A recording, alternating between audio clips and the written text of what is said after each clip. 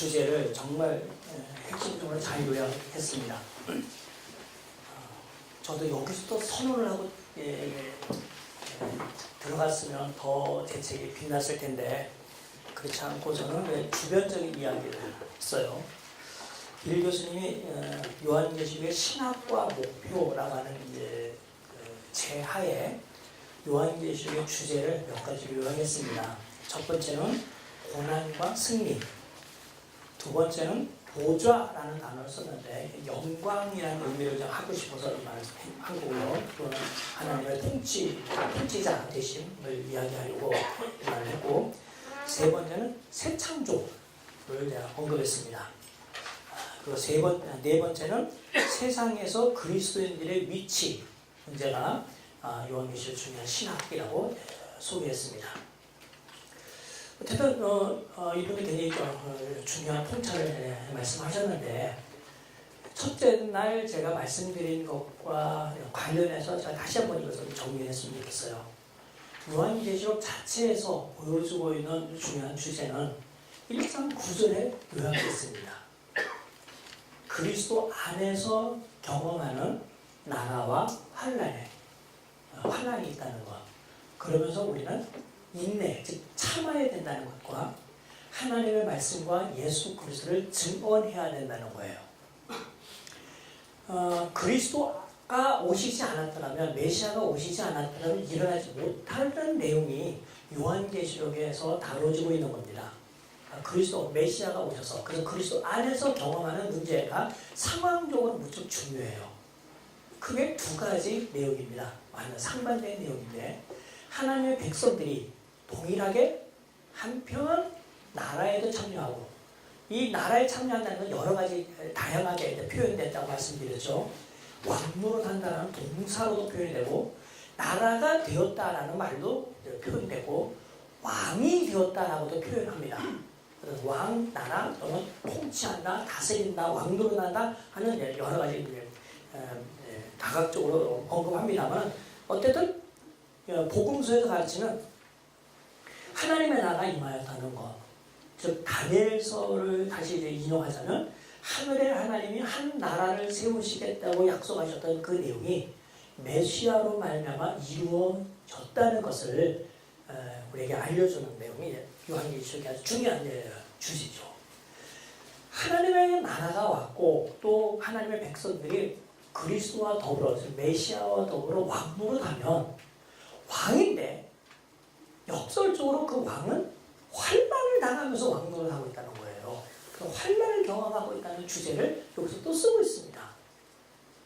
어쨌든 이거는 현실이에요. 그럴 때 교회에게 부탁하는 내용이 두 가지가 있어요. 하나는 참아라, 믿음의 인내가 여긴 날이, 또는 견뎌라 하는 참음, 견딤, 인내라는 용어를 통해서 우리가 이것에서 어떻게 대처할 것이냐 문제입니다. 도대체 참는다는 게 뭘까? 견딘다는 게 뭘까요? 구체적으로 이야기하자면 당시 현실적으로 그들이 황제 숭배를 강요받고 있는 상황에서 하나님이 아닌 자에게 경배를 드리지 말고 하늘과 땅과 물 근원을 만드셔서 경배를 받으실 만한 그분에게만 경배해야 된다는 겁니다. 그래서 하나님은 영광을 받으셔야 한다. 하나님은 하나님으로서의 경배를 사람들에게 받을 만한 하시고 또 받으셔야 한다 하는 게 인내 주제와 밀접하게 연관이 돼 있어요. 특별히 그 주제를 다루고 있는 것이 요한계시록 14장인데, 현실적으로 교회가 당하는 환난은 우상 숭배에 참여하지 않기 때문에 당하는 거거든요. 아까 인용해드린 것처럼 14장 7절에 보면 심판이 시작되었기 때문에 하늘과 땅과 바다와 물들의 근원을 만드신 이를 경배하라 하고 언급했습니다. 그런데 13장에 보듯이 세상의 많은 사람들이 세상 통치자의 권위 때문에 하나님이 아닌 인간에게, 도대체 경배를 드려서는 안 될 그 존재에게, 유한한 존재에게 마치 하나님에게인 것처럼 하나님에게 돌려야 될 경배를 돌리는 어처구니 없는 일들이 많이 일어나고 있어요. 그들은 하나님께서 심판하는 겁니다. 그러자 14장 12절에 이렇게 언급하죠. 성도들의 인내가 여기 있나니, 인내라는 말은 견디다, 참는다는 말과 같은 건데, 인내가 여기 있나니 그들은 하나님의 계명과 예수에 대한 믿음, 즉 예수님을 믿는 믿음을 지키는 자니라. 제가 대조하지는 않았지만 11절에 보면 우상에게 경배하고 그의 이름의 표를 받는 자는 누구든지 밤낮 쉼을 얻지 못한다는 것. 즉 우상 숭배하는 자는 쉼, 안식의 경험, 안식의 복을 절대로 누릴 수 없는 반면에 성도들은 13절에 보면 주 안에서 죽는 자들은 복이 있다. 이제부터 그는 휴라 하고 그들은 안식의 복을 받는 것으로 그 복빔을 받습니다. 왜 그랬을까? 12절이 힌트예요. 그들은 인내고 믿음을 지켰다는 거죠. 이게 중요한 주제예요. 그렇다면 지금 요한계시록에 있는 이 내용들, 나라, 환난, 인내, 이 문제는 하나님을 경외하고 하나님께만 경배하고 하나님께만 영광을 돌리라고 하는 주제와 밀접한 관계가 있습니다. 그래서 요한계시록에 반복적으로 또는 후렴적으로 등장하는 용어가 있는데 그 용어는 영광이라는 용어예요. 이 부분에 대해서 제가 그레고리 빌 교수님의 그 은혜를 많이 입었어요. 번역하면서 굉장히 은혜를 많이 받았는데 책에 이제 읽다 보면 이제 영광 돌리는 이야기가 많이 나옵니다. 영광.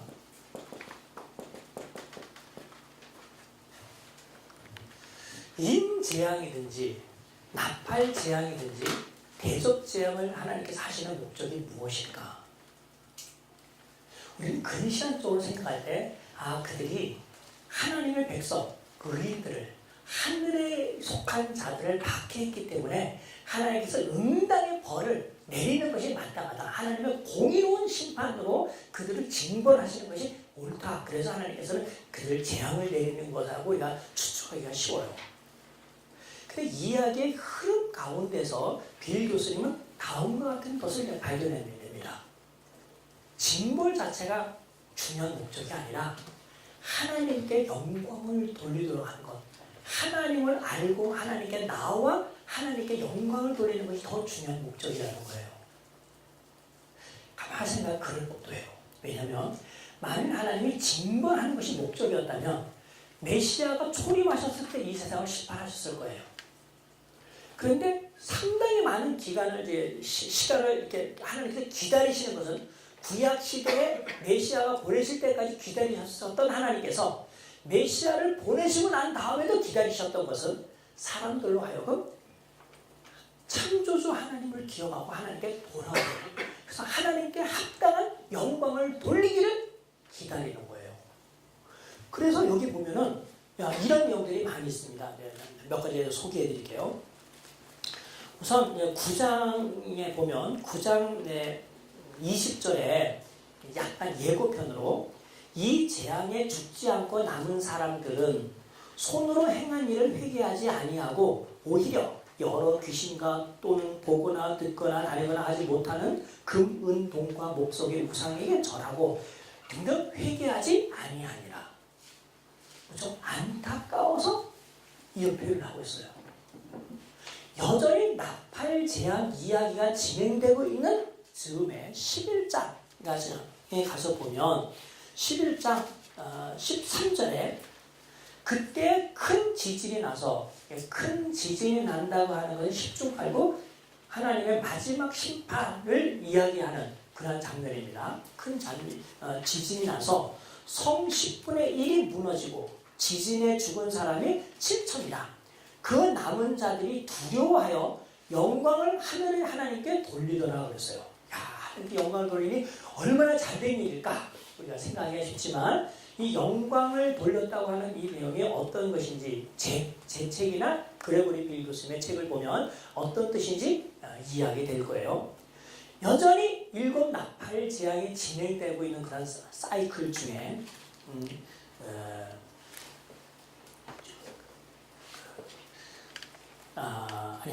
그렇지. 그게 아니고 그것보다 농도가 더 짙은 7 대접 재앙이고 같은 레벨인 6번째, 7번째 재앙 부분에서 16장에 이렇게 언급을 하고 있습니다.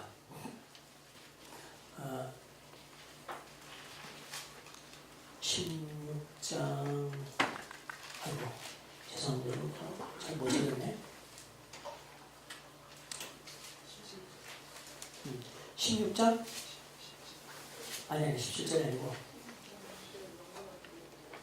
영어 돌리 그게 어디지? 16장 9절 고맙습니다. 16장 9절에 보면 사람들이 크게 태움에 태워진지라 이 재앙들을 행하는 권세를 가지신 하나님의 이름을 비방하며 또 회개하지 아니하고 주께 영광을 돌리지 아니하더라 이렇게 언급을 했습니다. 제가 이제 잠깐 착각했던 것이 아까 그 1장 13절이 6번째 나팔, 6번째 천사가 나팔을 둔 그 장면이고요.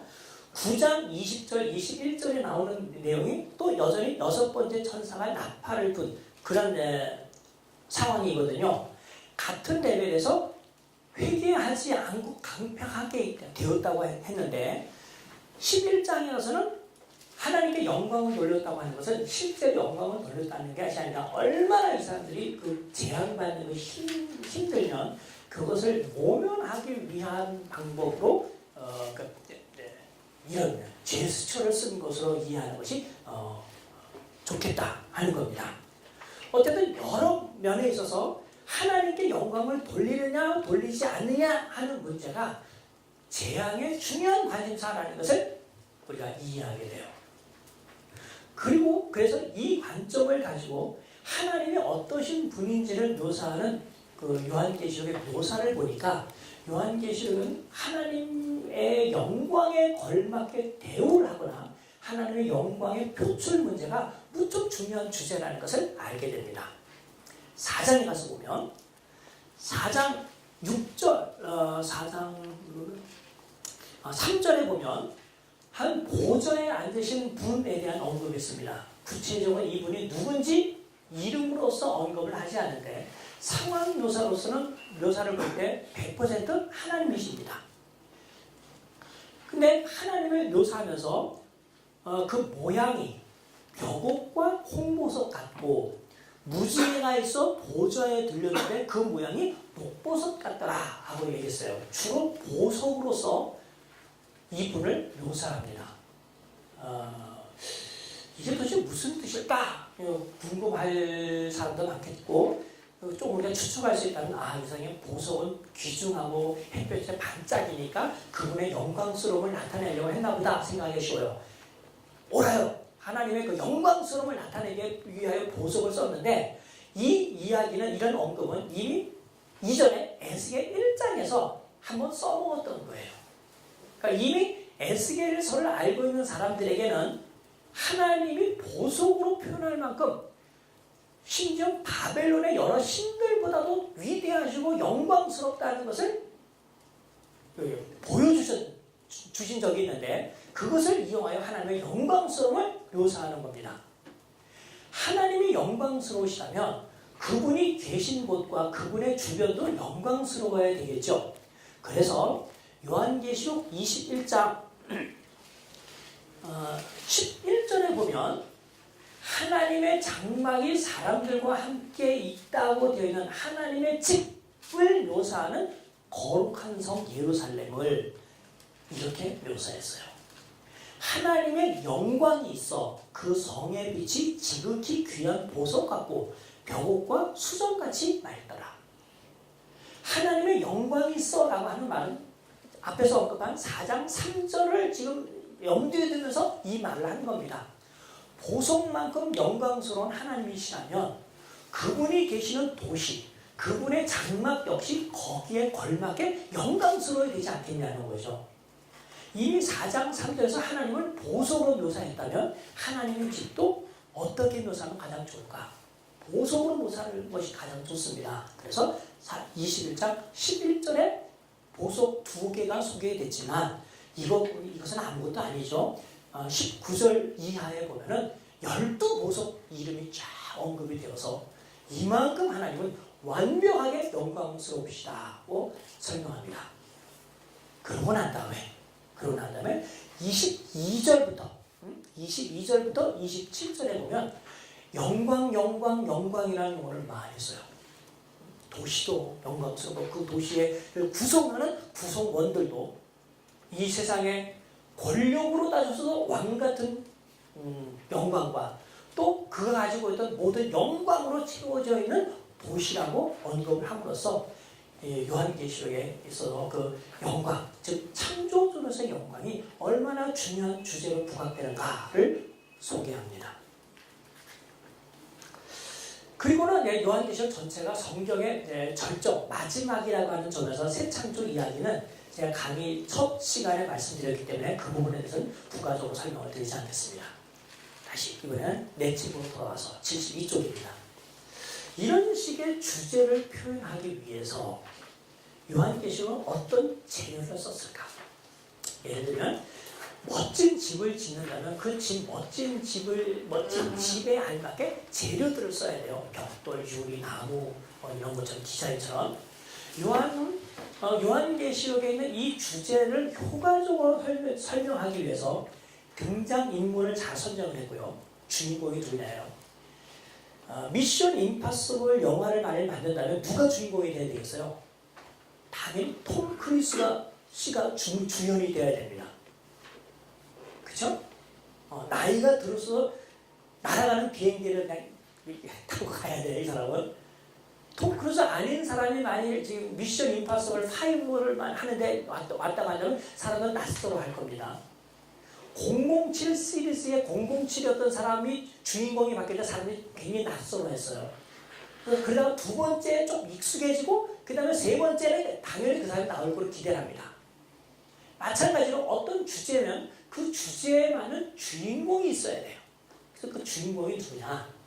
그 다음에 어떤 스토리를 통하여 지금 우리가 요약했던 그런 주제를 표출하고 제기하느냐 하는 문제가 굉장히 중요한 관심사인데 제가 그런 관점에서 요한계시록의 주제 문제를 다뤘어요. 요한계시록의 주제는 크게 등장인물은 크게 넷입니다. 다섯이라고 할까요? 크게는 넷입니다. 우선 하나님과 하나님의 대척적 상대방인 악역을 담당하는 사탄 혹은 마귀가 있고요. 그 다음에 하나님의 백성이 있고 하나님의 백성을 박해하는 다른 쪽 불신자들이 있어요.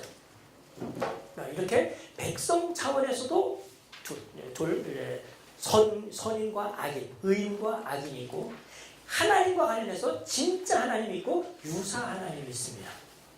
아주 흥미롭게 되어 있어요. 진짜 하나님은 삼위로 계시는 하나님이세요.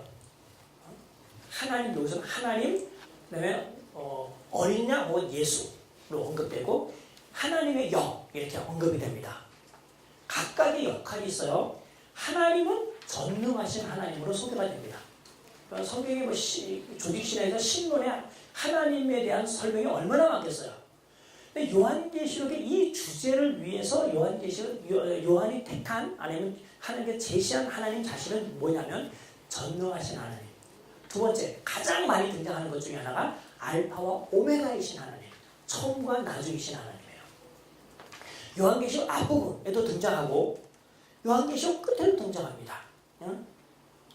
그리고 이것을 조금 더 표현을 한다면 나는 지금도 있고 전에도 있었고 장차 올 자다. 그래서 현재, 과거, 미래로 소개합니다. 이것은 암시가 오죠. 특히 역사와 관련하여 세상 역사 가운데 일어나는 일과 관련하여 하나님은 유한한 존재인 사람들과 다르게 시간의 제약을 갖지 않는다는 거예요. 아니면 어떤 시간대에서도 영향력을 발휘하는 존재라는 것을 알려줍니다. 그래서 처음과 나중이라는 것은 창조의 하나님, 이 세상을 있게 하시는 하나님은 세상을 마무리하시는 종결지는 동일한 하나님이라는 것을 소개하고 그 사이에 있는 시간대와 관련해서는 사람들이 이해하고 있는 과거, 현재, 미래, 전에도 있었고 지금도 있고 장차 오시리 또는 이제 그 초대 교회의 아주 실감나게 하기 위해서는 지금도 있고 전에도 있었고 장차 올 자다라는 말로 소개합니다.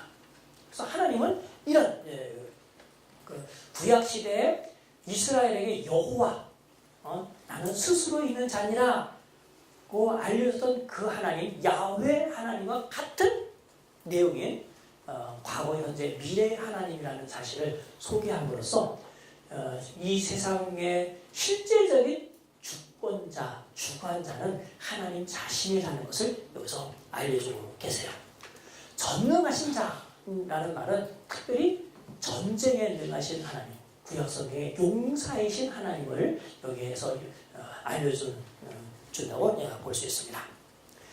두 번째, 하나님의 유익격으로 되신 예수 그리스도는 세 가지 차원에서 자신을 소개해요. 하나는 어린 양으로 소개를 하는데 전에 죽었었노라, 죽었다가 다시 살아난 자로 소개합니다. 죽으심과 부활, 산자와 죽은 자의 주가 되시는 분으로서 소개가 된다는 것. 이와 관련해서는 사실 이야기할 것이 많이 있습니다. 그분이 죽으셨다 하는 것이 가지고 있는 의미가 뭘까? 아마 신약 시대에 그분의 죽으심과 관련하여 가장 보편적으로 이해됐던 것은 우리의 죄를 속죄하기 위한 죽으심일 거예요. 그렇죠? 그래서 그분이 우리의 죄를 속죄하셨기 때문에 우리를 사서 하나님께 드리는 일이 있게 되었습니다. 이건 5장 9절 10절에서 강조되고 있는 부분이에요.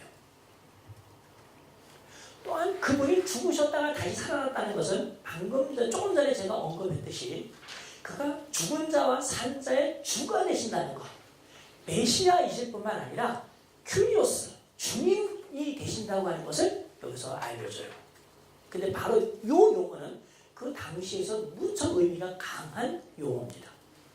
왜냐하면 교회를 박해하는 황제가, 통치자가 자기가 큐리오스라고, 그래서 사람들 위해 주관하면서 마치 사람들을 노예 취급, 종 취급하면서 막 강압적으로 자기 권세를 발휘했는데, 유한한 존재인 황제가 진정한 의미의 큐리오스, 도미누스가 아니라 죽었다가 다시 살아나 죽은 자와 산 자의 주이신 예수 그리스도, 사람들이 볼 때 유약한 어린 양으로 볼지 모르지만 바로 그분이 사자와 같은 다윗의 사자 예수 그리스도가 이겼다고 하는 그 언급처럼 예수 그리스도야말로 진정한 도미노스, 큐리오스라고 하는 것을 알리려는데 목적이 있어요.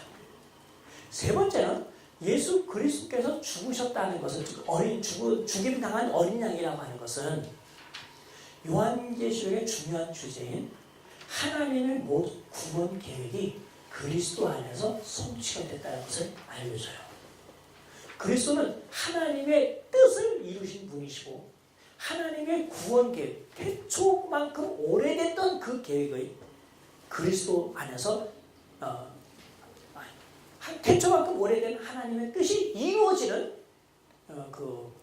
이루시는 장본인이라는 것을 여기서 보여줍니다.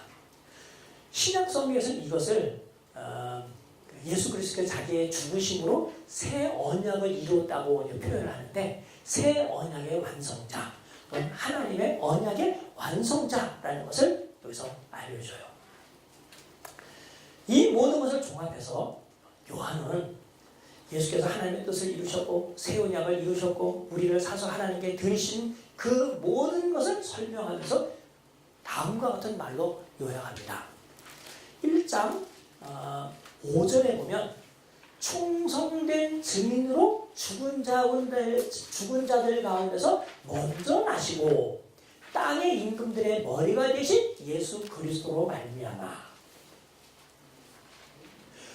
그러니까 죽었다가 살아나심으로써 뒤에 있는 땅에 있는 모든 자들의 머리가 되신 것뿐만 아니라 앞부분에서는 그가 그렇게 하는 데 있어서 특별히 교회에게 어떤 면에 있어서 모범이 되셨느냐 하면 충성된 증인.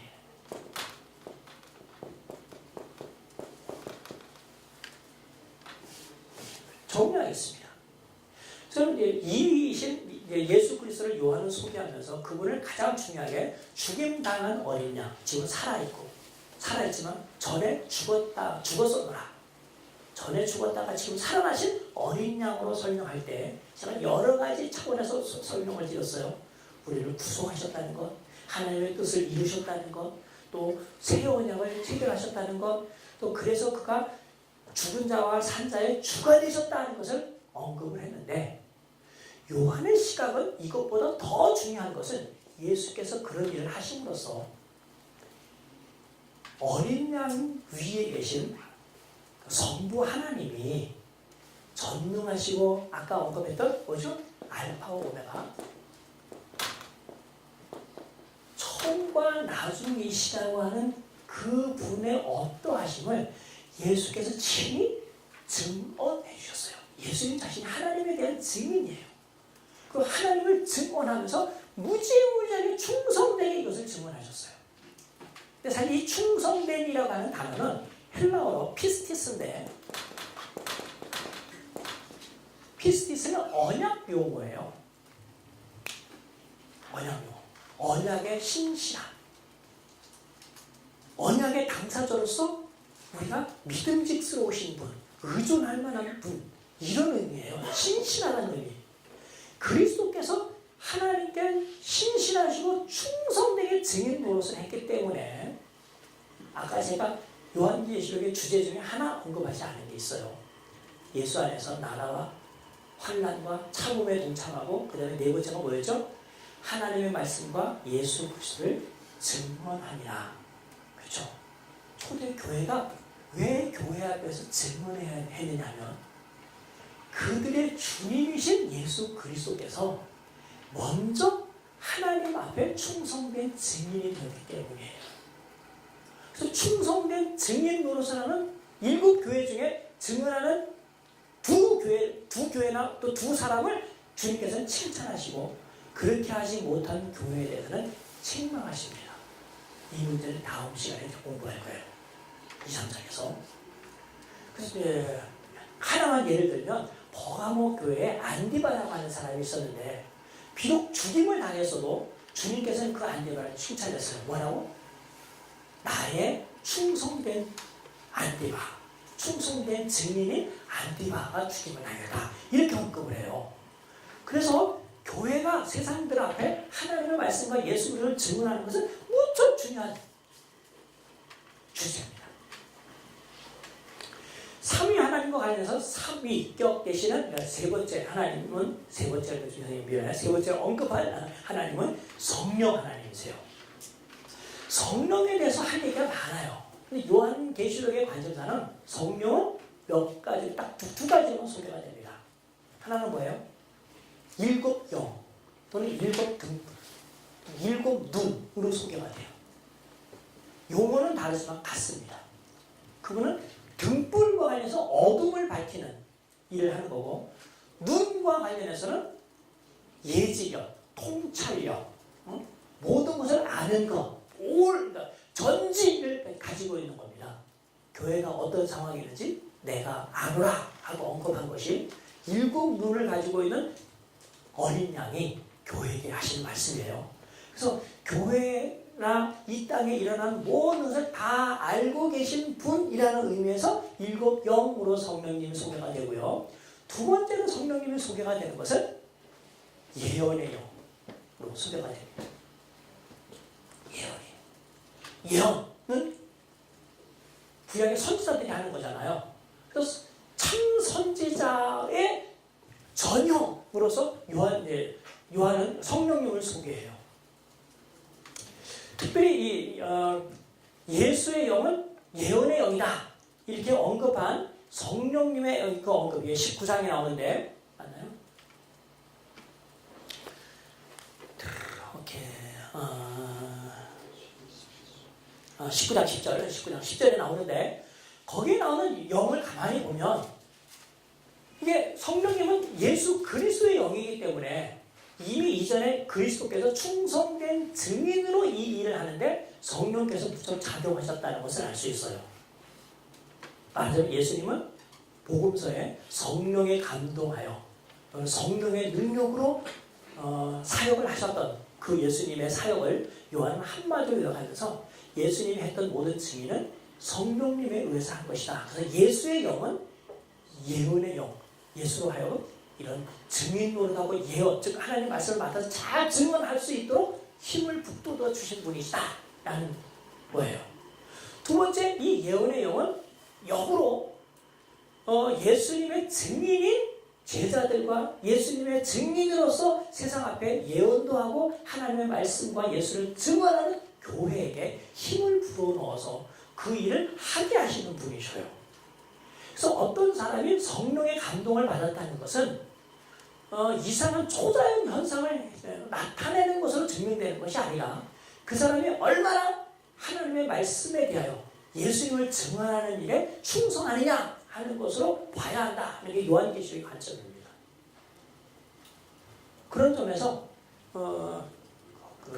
요한은 성령님을 구약시대 선지자로서 했던 일을 아주 가장 모범적으로 보여주신, 아니면 앞에서 전형으로 보여주신 분이라고 소개하고 있어요. 반대로 영화는 착한 일만 하는 사람이 있으면 재미가 없어요. 악인이 있어야 돼요. 뭐죠?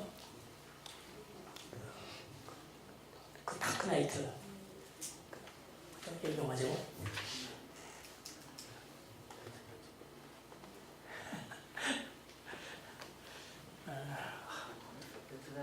배트맨, 고맙습니다. 배트맨, 다크나이트에 보면은, 그 악역하는 사람이 있잖아요. 스파이더맨에서도. 그런데, 없으면 재미가, 막 사람들이 긴장하니까 막 마음 졸이긴 하지만, 영화를 아주 긴박하게 하고 재밌게 하려면, 악당역 하는 게 있어야 돼요. 요한계시록에도 악당역 하는 원수가 있습니다. 근데 이 원수는 처음에는 그 실체가 이렇게 드러나지 않다가 12장에 와서 그 원수가 아주 구체적으로 드러나요. 용. 바다에서 나온 짐승, 땅에서 올라온 짐승. 그 용에 대해서 설명하면서 이게 그냥 전설상의 신화적인 동물이다 정도가 아니라 태초만큼 오래됐던 아담과 하와를 유혹했던 옛뱀으로 소개가 되고요. 구체적으로 이름으로 마귀, 사탄이라고 소개되고 있습니다. 오랫동안 그는 이 땅에 있으면서 하나님의 백성들을 하나님 앞에 고자시하는, 즉 참소하는 일을 해왔었어요. 그래서 참소하는 자라고도 여기 언급이 됩니다. 근데 이 시대에 와서, 즉 1세기 시대에 와서 그 용은, 즉 마귀는 자기 혼자서만 그 하나님을 대적하거나 하나님의 백성을 괴롭히지 않아요. 자기가 메시아가 이 땅에 오심으로 말미암아 자기가 하는 일에 제약을 받고 상당히 많은 부분에서 위축되었다는 것을 알고 나서는 뒤에서 매우 조절을 합니다. 그래서 처음에 등장한 것이 용이 가지고 있는 모든 권한을 부여한 바다에서 나온 짐승이에요.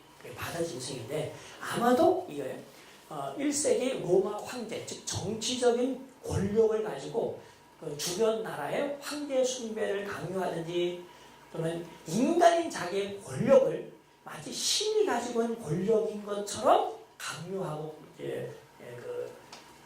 주관하고 확장시켰던 로마의 황제를 가리킬 가능성이 무척 높아요. 그래서 권세라는 용어가 신약성에서 이렇게 많이 집약적으로 나온 본문이 있을까 싶을 정도로 3장 1절부터 10절에 아주 집중적으로 권세라는 용어가 등장하는 것을 보게 됩니다. 그리고는 땅에서 올라온 짐승이 있는데, 땅에서 올라온 짐승은 바로 이 권력자가 자기의 권력을 가지고 힘을 주어서 어떤 일을 하게 해요.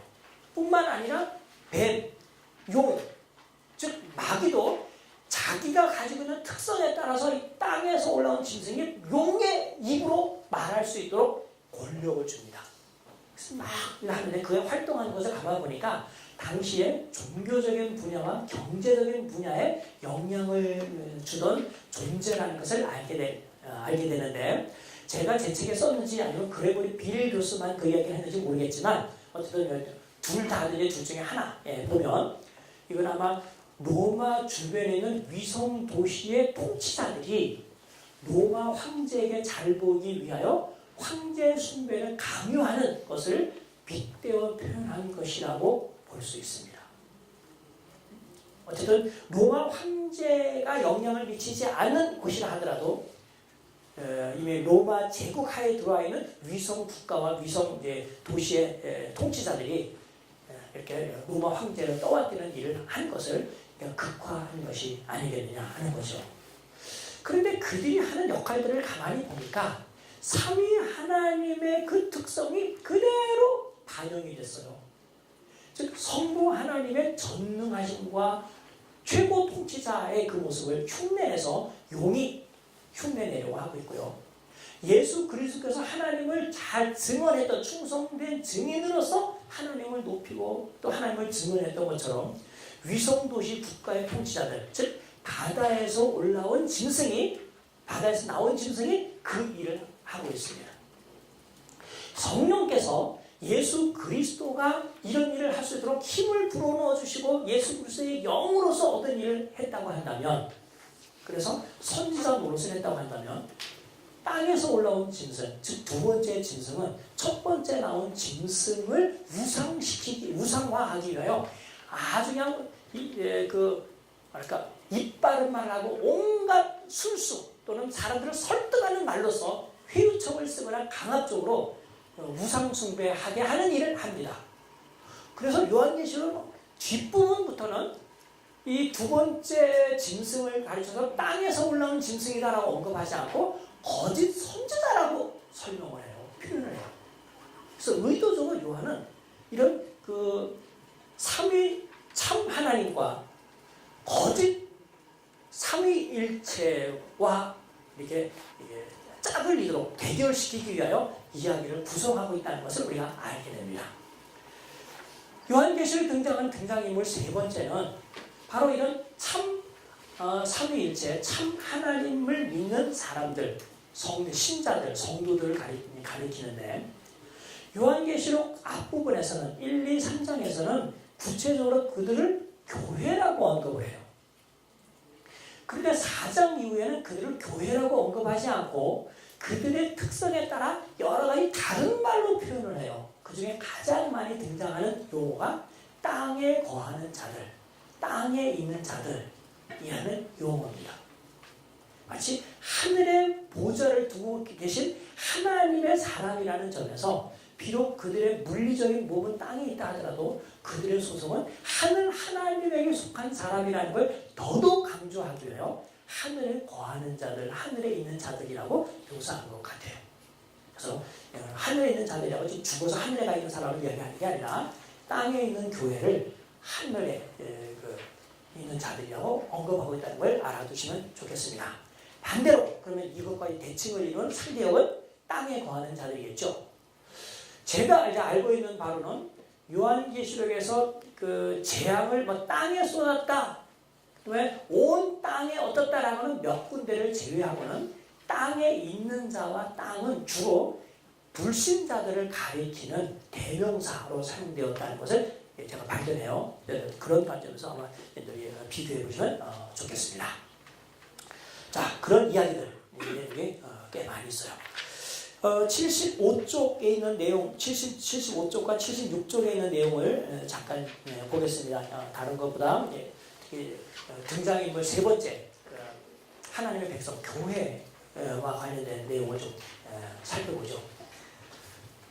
특별히 요한은 이런 등장인물을 소개하면서 이 땅에서 환난을 받고 있는 교회들에 대한 무척 관심을 가지고 있어요.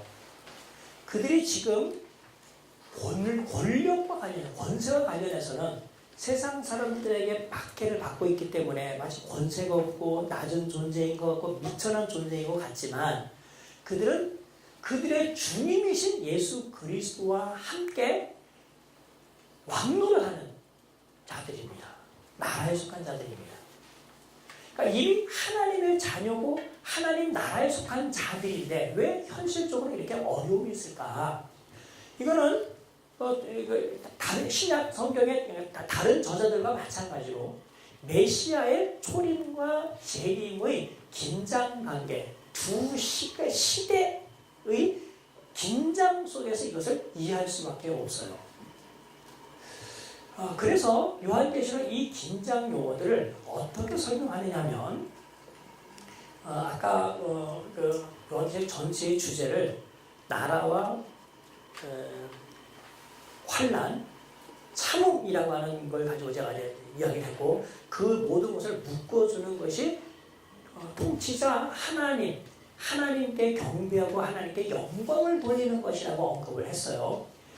비록 그들이 지금은 환난 속에 있다 하더라도 인내하면 그들이 지금 부여받은 나라에 참여하게 되고 영원히 다스리게 된다는 약속을 보장받습니다. 그런 내용이 요한계시록에서 전체 구조를 이해하는 데도 무척 작용을 하는데 현실 교회의 형편은 환난을 당하거나 또는 악한 자들과 믿음의 선한 싸움을 싸우는 즉 전투하는 교회로 묘사가 돼요. 현실 교회는. 그러나 그들의 미래는 하나님이 거하시는 장막처럼 영광스러운 존재입니다. 영광을 가지게 되어 전투와 또 환난과 이 영광이라고 하는 그 두 상반되는 이 개념 속에서 이것이 갑자기 환난에서 영광으로 넘어오는 것이 아니라 이 사이에 그들이 해야 될 것이 인내였잖아요. 그런데 요한계시록 2장과 3장에서는 이 인내와 참음을 다른 방식으로 표현이 됩니다. 그들의 현실의 모든 문제를 주님께서 다 진단하시고는 이들에게 이렇게 얘기해요. 이기는 자는 이겨라. 이기는 자라고 하는 부분이 여러 가지 상황에 적용이 될 수 있는데 견뎌라 라고도 될 수 있겠고요. 그 다음에 어떤 강요가 있을 때 저항해라 하는 것도 될 수 있겠고 그 다음에 지금 가지고 있는 것을 잘 붙들고 있어라 하는 것도 될 수 있어요. 아무튼 교회가 가지고 있는 정체성, 하나님에게 속한, 하늘에 속한 사람들로서의 모습을 끝까지 견지하고 있으면 이렇게 해줄 것이다라는 미래에 대한 약속 또는 미래에 이런 복을 받겠다고 하는 약속이 주어집니다. 그래서 요한계시록 2, 3장에 나오는 7교회의 상황을 보면 우리 다음 주에 좀 더 직접적으로 보겠지만 주님께서 교회에 대한 현실 판단이 제일 먼저 나와요. 내가 너의 이런 것을 아노라 하고 현실 진단이 나옵니다. 현재 어떤 상황이 있다는 거죠. 그리고는 쭉 언급하고 난 다음에 이기는 자에게는 즉 인내하라 견뎌라 하는 것을 다른 표현한 건데 이기는 자에게는 내가 뭐뭐 하게 하리라. 미래에 대한 약속을 해줘요. 그런데 요한계시록 자체에서는 바로 이 미래에 대한 약속이 요한계시록 20장, 21장, 22장에 그대로 언급이 돼요. 그러니까 요한은 그때 일어날 것을 염두에 두면서 이미 2, 3장에서 이 주제를 제시하는 겁니다. 제 책 76쪽에 보면 1장부터 3장에 나오는 전투하는 교회, 현실 교회에 대한 모습과 미래의 교회의 모습을 딱 연결시키면서 현실 교회는 비록 환난받는 교회고 전투하는 교회가 있다 하더라도 미래 그 교회는 승리할 것이다. 이 두 교회는 상황은 다르지만 주제와 관련해서는 둘이 연관되어 있다고 하는 것을 여기서 볼 수 있습니다. 광채, 천부한아종, 생명나무, 생명체, 둘째 가방에 빠지지 않게 하겠다. 새 예루살렘에 들어가게 하겠다. 하나님의 이름을 이마에 기록하겠다. 보좌에 앉게 하겠다. 등등 이런 주제들을 중심으로 현실교회와 미래교회의 상관, 미래교회가 서로 연결되어서 표현되고 있다는 거예요. 근데 이것은 전체적으로 보면 1장과 3장 그리고 21장과 22장이 딱 극대극으로 대조되어 있는 것처럼 보이지만 바로 오늘 첫째 시간에 제가 말씀드린 것처럼 이런 사이클을 중심으로 이미 이런 이야기가 매 사이클마다 반복되어서 제시되고 있다는 것을 우리가 보게 돼요. 그래서 요한계시록을 전체적으로도 이렇게 보면서 현재적인 모습, 미래적인 모습을 보면서 이런 것이 7번, 8번 이렇게 반복되어 나타나고 있다는 것을 만약에 그림을 그릴 수 있다고 한다면 여러분들도 제가 요한계시록을 보지 않고 막 설명하는 것처럼 여러분들 사람들한테 이렇게 딱 머릿속에 정리된 상황에서 충분히 설명할 수 있을 거예요. 여기서 어렵지 않아요. 저도 했는데. 아니 왜 웃으세요? 아니 제가 교수니까 할 수 있는 능력이 있다고 생각하지 마세요. 저도 그 태어날 때 아버지 어머니 배웠고 영희야 철수야 공부하면서 저도 잘하고 초등학교 6학년 중학교 1학년 될 때 ABC I am a boy you are a girl서부터 하면서 영어 공부를 한 거예요.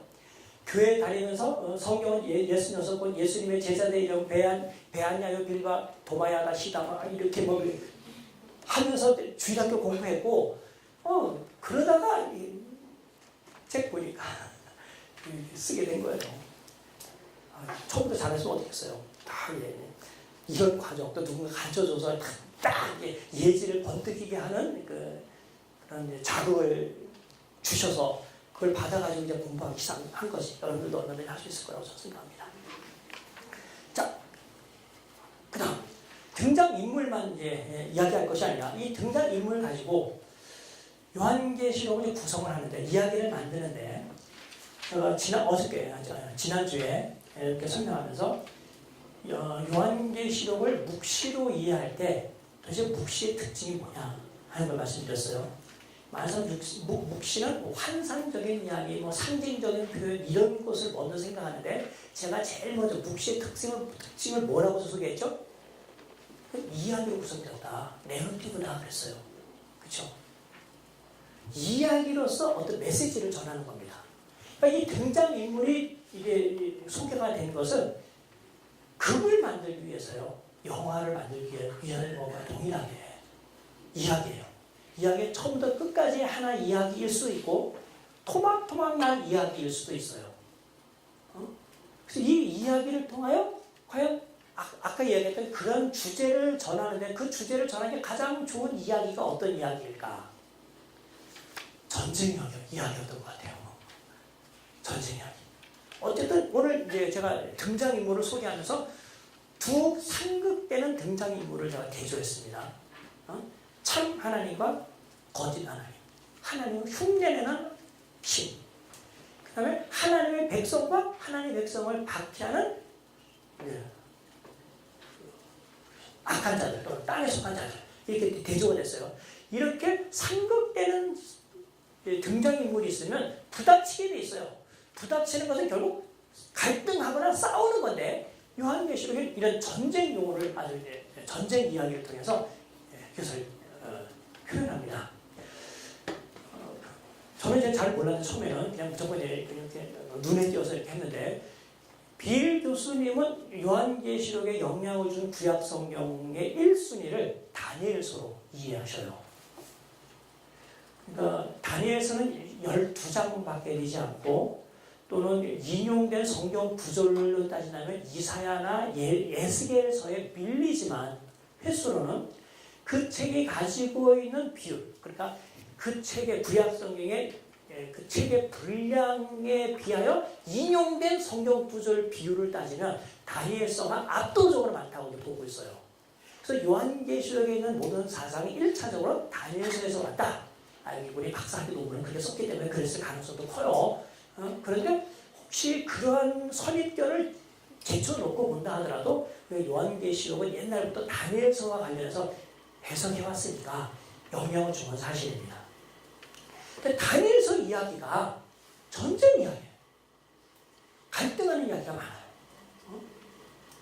많아요. 특별히 7장을 넘어가면 특히 7장에서는 옛적부터 계신 이가 나라와 권세를 이제 인자 같은 얘기에 주는 언급이 나오는데 그러면서 바사 왕국과 미카엘과 그의 군대가 싸우는 이야기가 8, 9, 10장에 언급되잖아요. 11장까지 계속돼요, 진짜.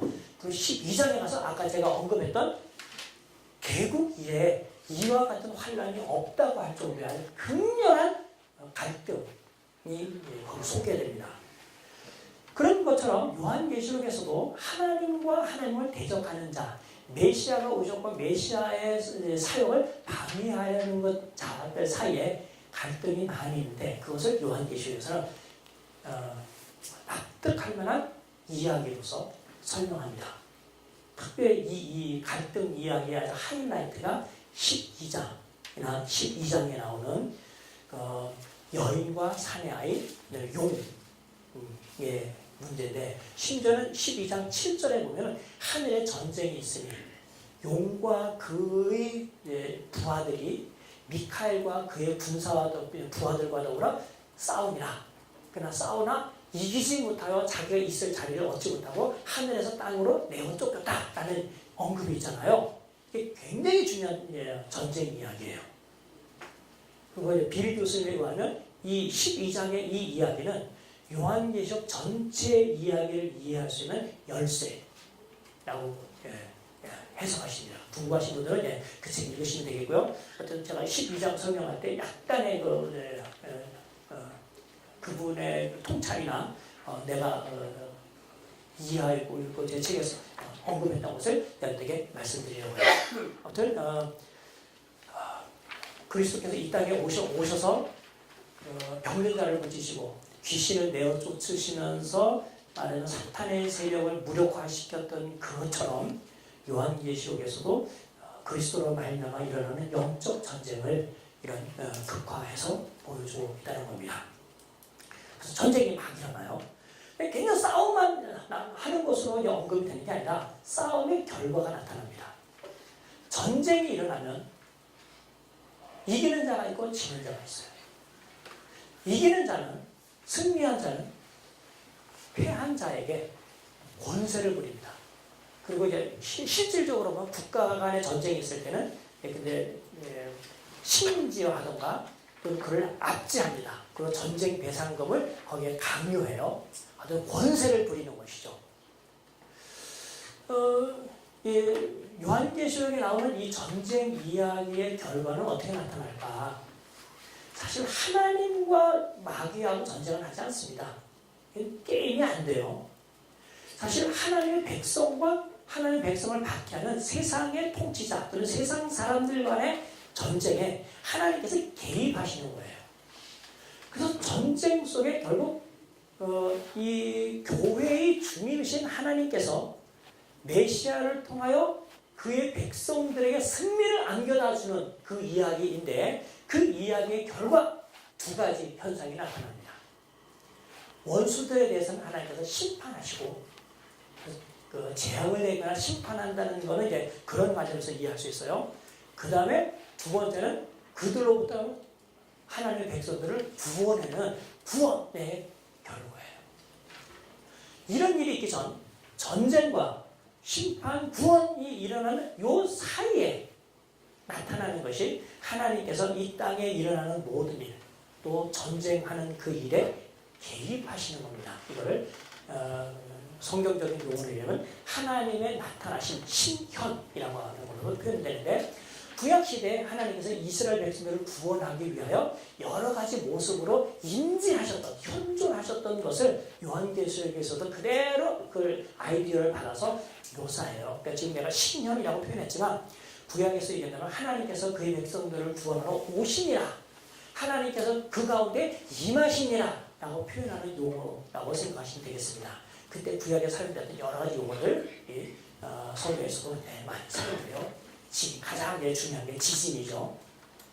하나님이 그의 백성을 구원하러 오실 때 땅이 흔들리는 일이 물론 표현하는데 그 지진은 하나님의 임재를 나타내는 가장 좋은 표현입니다.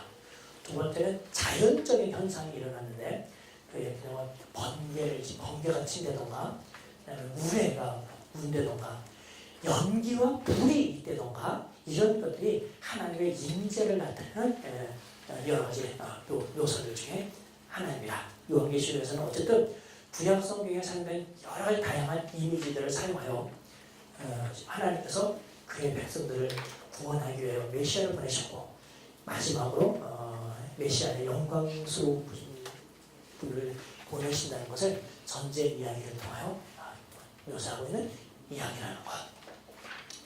하시고 요한계시록 읽으시면 전부 다 훨씬 더 요한계시록 여러분에게 생생하게 다가오리라고 믿습니다.